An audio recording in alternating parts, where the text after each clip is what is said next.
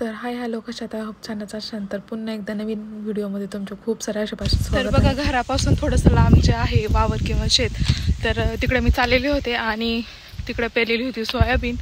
तर मग यांना म्हटलं होतं की सोबत चाला म्हणून, पण नॉर्मली घरात सुद्धा काम चालू आहे आणि तिथे सुद्धा लक्ष ठेवायला लागतं. आणि आम्ही फक्त सुट्टीलाच येतो गावी, तर त्यामुळे बारकी पण झोपली होती आणि मध्ये मध्ये पाऊस येतो म्हणून मी कौस्तुभला आणलेलं होतं.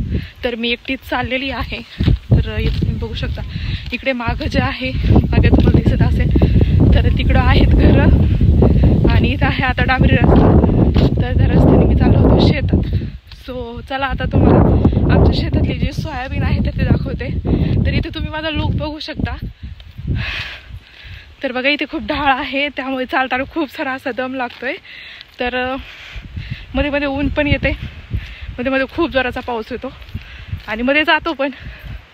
तर त्यासाठी हा जो लूक आहे तर तो मी केलेला आहे की ह्या ज्या वातावरणात, तर बघा ह्या ज्या वातावरणाची सवय आहे तर ती सवय मला अजिबात नाही आहे. किंवा असं ऊन किंवा पाऊस किंवा भिजल्यावर सर्दी वगैरे होईल यासाठी आपली जी काळजी आहे तर ती आपण अगोदरच घ्यायला हवी. त्यासाठी तर सोबत छत्रीसुद्धा आणलेली आहे मी जर पाऊस आला तर. आणि आता चाललेली आहे, तर इथं बघू शकता एकटीच आहे आणि रस्त्याने चाललेला आहे. तर बघा, मधून सुद्धा रस्ता आहे, पण नॉर्मली खूप असं सारं गवत जे आहे तर ते वाढलेलं आहे, त्यासाठी मी चाललेले आहे डांबरी रस्त्याने. तर हे बघा, तुम्ही बघू शकता रस्ता. तर इथे बघा डांबरी रस्ता जो आहे तर तो संपलेला आहे आणि मी चालले आहे आता कच्च्या रस्त्याने जे आहे तर ते चाललेलं आहे शेतात. आणि बघा, पेरायच्या टायमाला पेरणी जेव्हा असते तर बघा इथे आपल्याला एक छोटासा जो जादूगार आहे तर तो भेटलेला आहे. तर याला आमच्याकडे गुल्ला बोलतात. याचे काटे अंगाला टोचले ना खूप खाजवायला येते आणि फोडीसुद्धा येतात. ॲलर्जी खूप होते, मला तर खूप ॲलर्जी याची. तर तुमच्याकडे काय बोलतात हे कमेंट्स करून नक्की सांगा. आणि कसा वाटला आपला नवीन पाहुणा ते सुद्धा कमेंट्स करायला अजिबात विसरू नका. सो चला, तिथून आपण जाऊयात आता पुढे.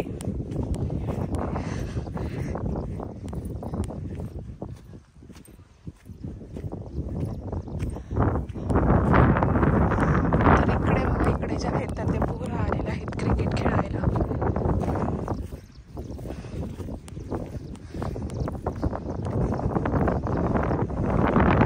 तर आपण कडेकडेने जे आहोत तर ते चाललेलं आहोत शेतात. खूप मोठ्या प्रमाणात इथे जे आहे, पण हा डोंगर भाग येतो, डोंगरावर पाणी साचलेलं आहे आणि बुलबुल जे आहे तर ती सारखीच येते त्याच्यामुळे. तर इकडे बघा आभाळ किती भरून आलेलं आहे ते. हे खैराचे जे झाड आहेत तर ते खूप सारे आहेत. तर तुमच्याकडे या झाडाला काय बोलतात ते कमेंट्स बॉक्समध्ये सांगायला अजिबात विसरू नका. तर बघा, त्या झाडाला खूप छान असे जे फुलं आहेत तर ते फुलं आलेले आहेत, बघू शकता. तर त्या फुलांचा वास जो आहे तर तो खूप छान येतो. मला तरी खूप पर्सनली आवडतो तो वास. आणि गावाकडचं असं खूप सारं मस्त जे आहे तर ते वातावरण. आणि आता पावसाळा म्हटलं की सगळीकडेच जे आहे तर ते हिरवंगार जे म्हणतो किंवा असतं तर ते झालेलं आहे. आणि इथे बघा परत आपल्याला काहीतरी नवीन आणि असं वेगळं बघायला भेटलेलं आहे. तर तुम्ही याला काय बोलता, छत्री किंवा अजून दुसरं काही, ते सुद्धा कमेंट्स करा. तर बघा, गावाकडं आलं आणि असं कुठं बाहेर गेलं किंवा शेताला तर ह्या ज्या नवीन नवीन गोष्टी आहेत तर त्या खूप साऱ्या आपल्याला पाहायला भेटतात. आणि हा जो अनुभव आहे तर तो लहानपणी खूप सारा एन्जॉय केला होता, पण नॉर्मली आता जॉब वगैरे तर त्यामुळे काही गावी राहता येत नाही. आणि मुलांची जी शाळा तर तीसुद्धा गावी म्हणून किंवा आपल्याला पाहिजे त्या प्रकारे नसते. तर त्यासाठी बाहेर राहावंच लागतं. एखादी गोष्ट किंवा एखादी अचिव्हमेंट करण्यासाठी, एखाद्या गोष्टीचं जे सॅक्रिफाईस आपण म्हणतो किंवा एखाद्या वस्तूसाठी काहीतरी आपल्याला द्यावं लागतं किंवा घ्यावं लागतं. ह्या अशाच थोड्याफार ज्या गोष्टी आहेत तर त्या ॲडजस्ट करून आपण सुद्धा मान्य करायला हव्यात.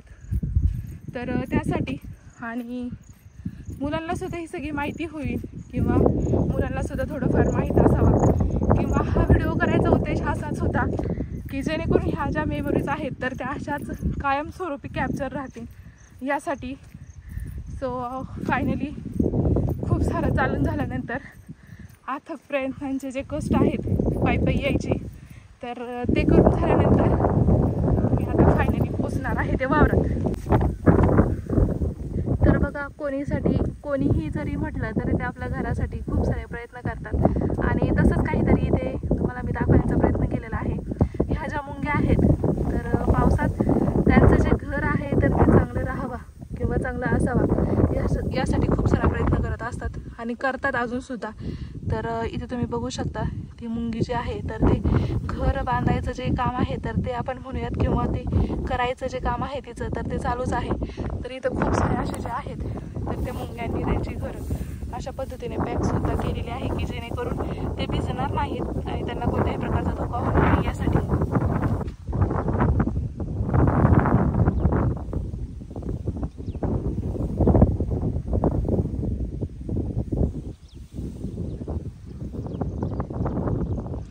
तर बघा, हे जे वावर आहे सोयाबीनचं तर ते आपलंच आहे. जोपर्यंत तुमची नजर पोचत नाही तर तिकडेपर्यंत हे जे वावर आहे तर ते आपलंच आहे. आणि सगळ्या वावर जी आहे तर ती केलेली आहे सोयाबीन. तर इथे बघू शकता बरेच छान प्रकारचे सोयाबीन आहे तर ते फुल झालेली आहे आणि आता तिला येणार होते ते फुलं. तर तो सीझन तरी अजून चालू झालेला नाही.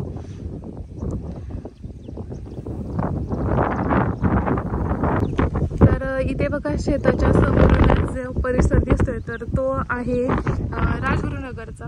तर हा व्ह्यू जो आहे तर तो तुम्हाला बघायला कसा वाटतो आणि मनाला जे सुख आहे तर ते खूप असं भावतं. तर कुठे बाहेर न जाता तुम्ही अशा पद्धतीने तुमच्या शेतात किंवा तुमच्या घरी खूप सारा आपला जो एन्जॉय आहे तर तो करू शकता. तर इथे बघा तुम्हाला तळसुद्धा दिसत असेल तर त्यामध्ये पण बऱ्याचपैकी जे पाणी आहे तर ते भरलेलं आहे. खूप सारा पाऊस झालेला नाही आहे. पाऊस झाला की ते तळ जे आहे तर ते ओव्हरफ्लो होतं. तर हे बघा, जे गुरं वगैरे रानात चालले जातात तर त्यांच्यासाठी खूप उपयुक्त असं जे आहे तर ते हे तळं आहे. सो चला, आता हा जो व्लॉग आहे तर तो मी इथेच संपवते आणि हा जो व्ह्यूज आहे तर तो तुम्हाला कसा वाटला ते सुद्धा कमेंट्स करून सांगा. आणि माझा व्हिडिओ कुठून बघताय किंवा कुठपर्यंत पोहोचलेत बघायला कसे वाटतात ते कमेंट्समध्ये सांगायला अजिबात विसरू नका. सो चला तर बाय, भेटूया पुढच्या एका परत नवीन व्हिडिओमध्ये.